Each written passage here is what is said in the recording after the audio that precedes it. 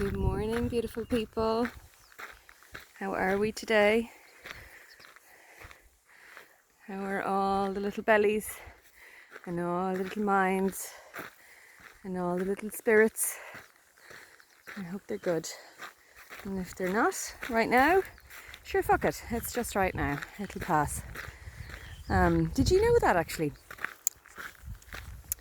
If a difficult sensation, an emotional sensation has arisen, I think it's got a 90-second half-life if you don't keep... Ooh, somebody's in the undergrowth. If you don't keep at it, as my mother would say, don't keep at it. As in, notice, I'm not feeling great, I feel whatever I feel, notice, okay, take a couple of reassuring breaths, as long as I'm not pushing my diaphragm too hard to do that, very gentle. We're just signalling to the body, you know what, there's no immediate danger. Unless there is immediate danger, then just run, do whatever you need to do.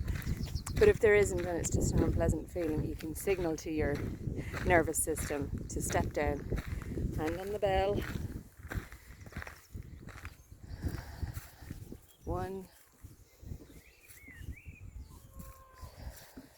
2,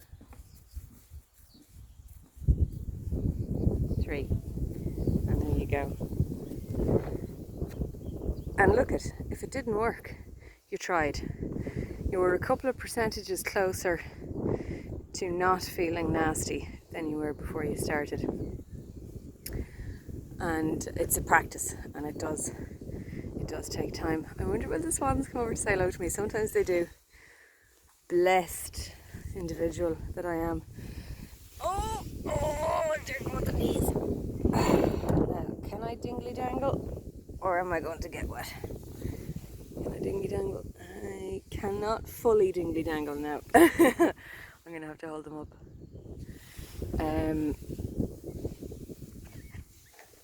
Yeah, and then 90 seconds.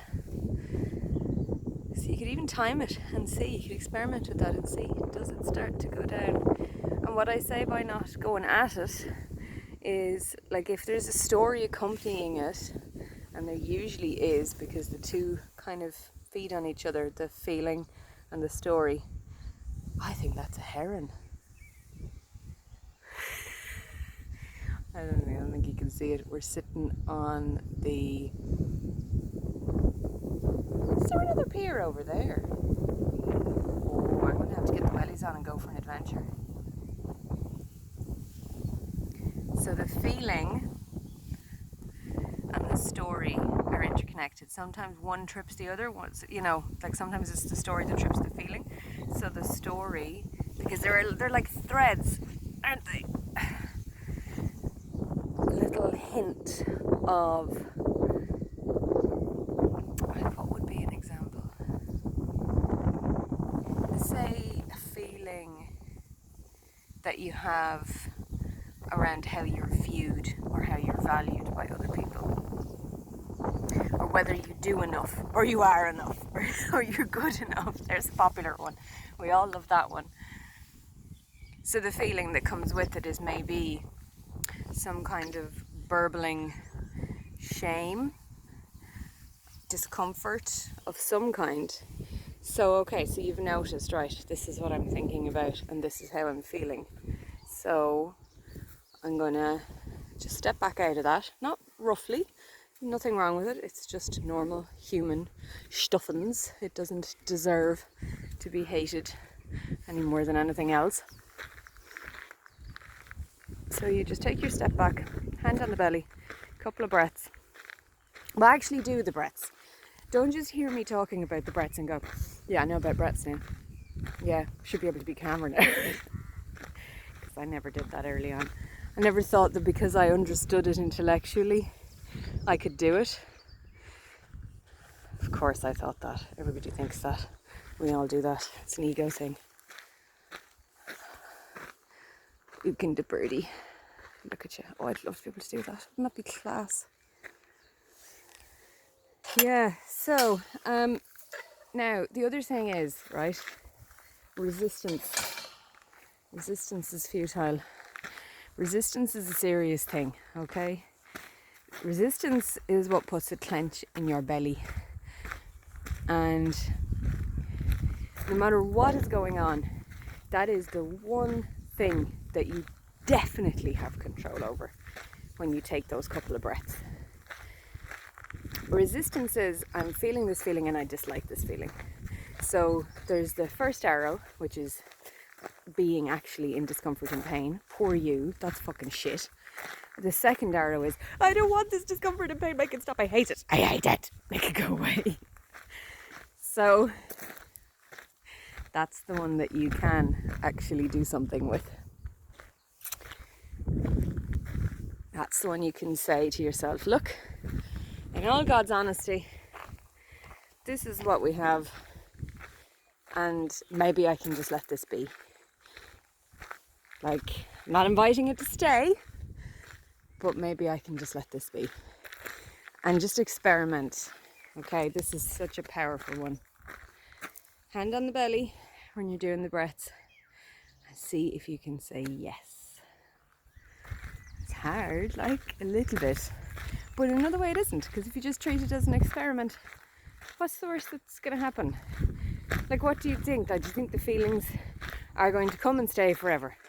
And you're going to be wall to wall stuck inside that feeling, never to escape. Biologically impossible.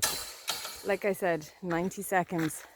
I can't remember what study I read that in, but I've observed it to be quite true. It's how long like say if it's a cortisol or adrenaline, it's how long it takes to be dissipated in the bloodstream again. But anyway, back to yes. So yes to the clench. Yes to the resistance. Okay, isn't that weird? Like, how is that? Like, what? I'm supposed to be letting go. Why is saying yes to it letting go? I don't know, but it works. Hello, lovely cow. Well, I'm not sure if you're a lovely cow or a lovely boy. In which case you're a lovely... Oh man, I'm so from Dublin. Heifer? No, it's a lady. It's a cow. That's great. That's me saved. I don't have to let on that I don't know stuff. So try saying yes. Very, very interesting practice. This is also a hugely powerful practice for when you're trying to sleep at night. Because the big problem with sleep is anxiety.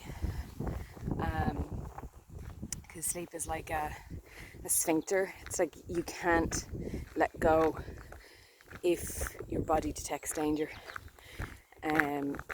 Because it would be daft if it did. Because if you were out on the wild prairies and the lions were going to come along, it wouldn't be a good idea to leave yourself completely vulnerable if there was a reason for anxiety. But of course now, God love us, like, we're riddled with the owl anxious balls all the time, and our little bodies find it very hard to let go as a result. So one of the biggest things you can do, and I do this, this isn't book wisdom, this is my own knowing. I just say yes, not falling asleep, yes.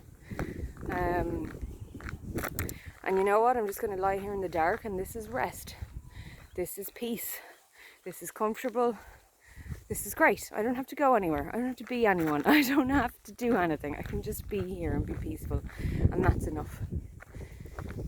So please experiment with the power of saying yes to the clench. I think that phrase originally comes from Tara Brach. But you know the clench, you know that grip in your stomach, that tension in your chest. So this is something different. This is saying yes to it, rather than saying, oh, I don't like it, I don't like it, oh, Jesus, I just want to be in good form, I wish to go away. You know, because that's the conditioning, because we were told, abandon yourself, abandon your feelings, don't tend to them, don't be kind to them. But you know that someone who just lets you be who you are, someone who accepts your mess and your madness and your mood, those people like grannies and granddads, and you know, those people in your life that just love you anyway, that just let you be human, they're the ones that you feel the safest around. They're the ones that you feel like, I'm allowed to be this wounded, flawed, giddy idiot that I was told that I shouldn't be. So I guess saying yes to yourself is being that person for yourself. And it is something that you can learn. It is something that you can practice. So, and I say that from personal experience, because that is now the truth for me. And lads, it was not the truth years ago. Like, perfectionist to the max, anxiety to the max, you know, and just really just didn't want to be with what was there. And I'm not saying I'm there all the way, but I'm there enough to report back and say to you, if you really want to enjoy your life, saying yes to the difficult stuff is a very useful place to start. Now, we'll go back to the cycling. Love you guys.